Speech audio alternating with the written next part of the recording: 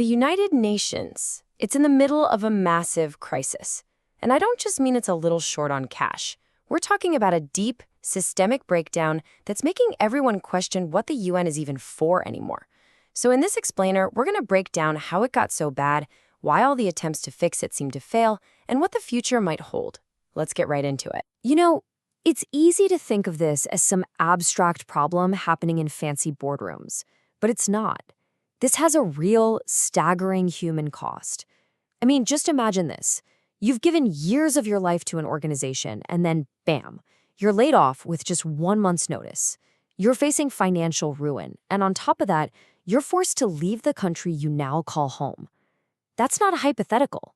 It's exactly what happened to a real person, a staff member at the UN-backed Stop TB partnership in Geneva. And that story, it's not a one-off, not by a long shot. Over at the UN's migration agency, former staff are saying they're waiting 4, even 5 months just to get their final pay. Can you believe that? These are people with families, with bills to pay, just left hanging. This isn't just bad paperwork or poor management.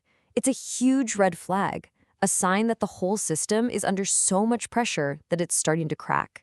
Okay, so let's start by digging a little deeper into this human cost. What does the UN's financial mess really mean for the people on the ground? So the reality for these workers is just incredibly unstable. Take that Stop TB partnership again. 30 people were let go. And some of them, they'd been working on so-called short-term contracts for over 5 years. Think about that. Because they were consultants, it meant no severance pay, no unemployment benefits, and the worst part, their residency permits were tied to their jobs. So jobs gone, you have to leave Switzerland immediately. And listen, this isn't just a Geneva problem. We're seeing the same story play out with experienced staff in places like Jordan. And the cause is almost always the same thing. A major donor, often the US, suddenly changes its funding priorities.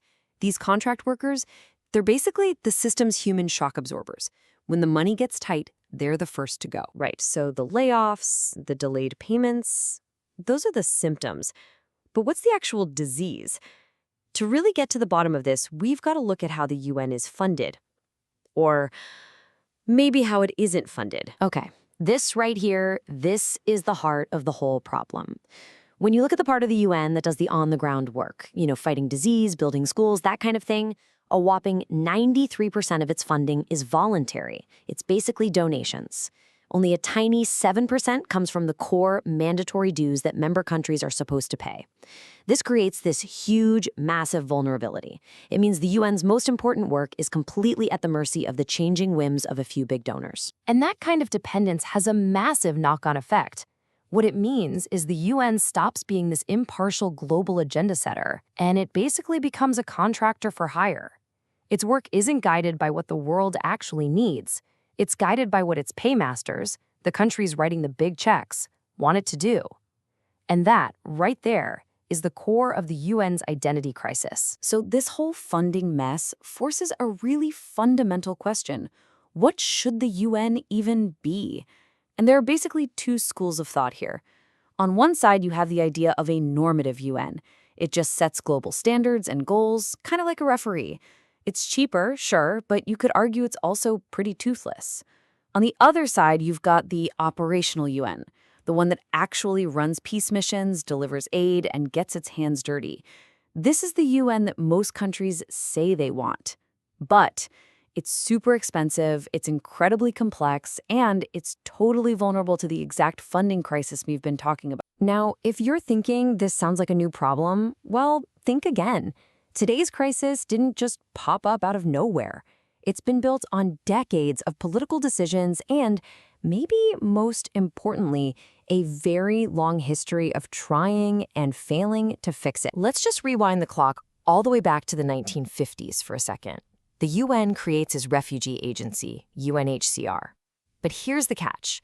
They deliberately designed it to be non-operational. Its job was just legal protection, not running camps or moving people. At the same time, a totally separate agency, what we now know as IOM, was created outside the UN system to handle the operational side of migration. And this was largely because the US wanted it that way. So from the very beginning, you baked in this fragmentation. You got two different bodies doing related work, sometimes competing, instead of one strong, unified agency. And what's wild is that people saw this problem coming from a mile away. Way back in 1953, the head of the refugee agency said, and I'm quoting here, that one of the diseases of our time is trying to create new machinery instead of fixing what you already have.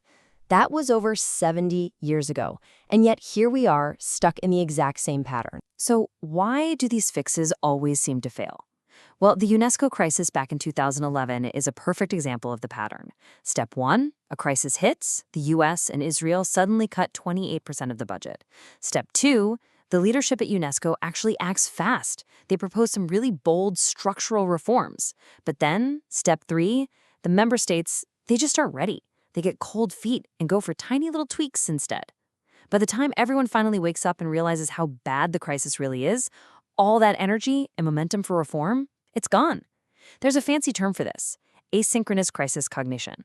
It just means everyone realizes there's a problem at different speeds, and the result is always the same.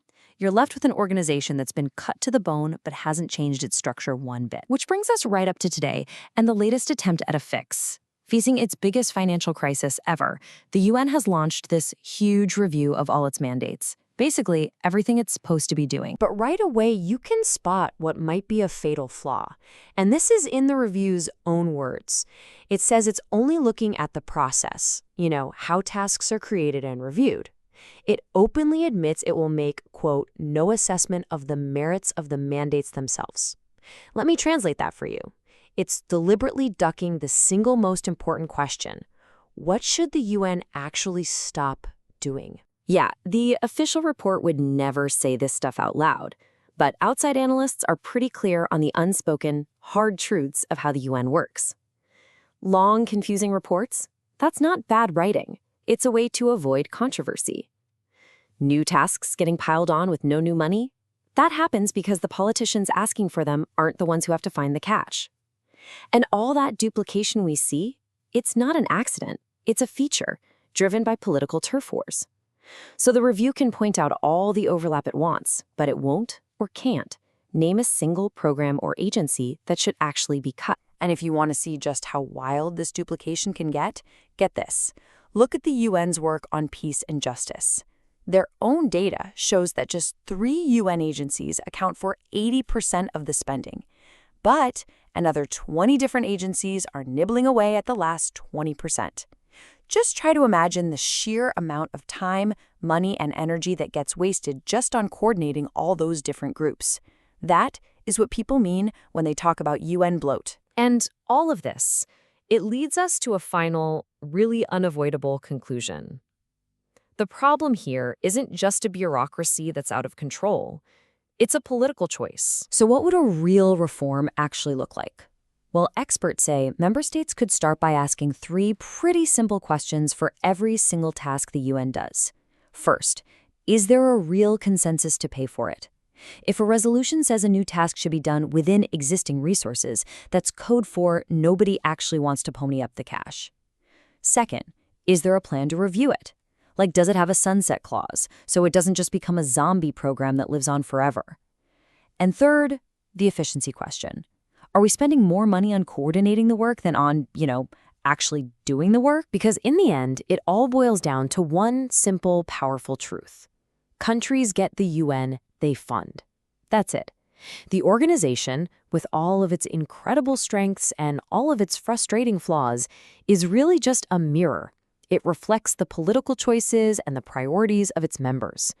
All that fragmentation, the bloat, the constant funding crises, these aren't bugs in the system. They are the direct result of countries wanting to keep control, wanting to avoid tough choices, and wanting to fund only their own pet projects. And so this whole UN 80 review, it's more than just a paperwork exercise. It's forcing everyone to face a fundamental choice.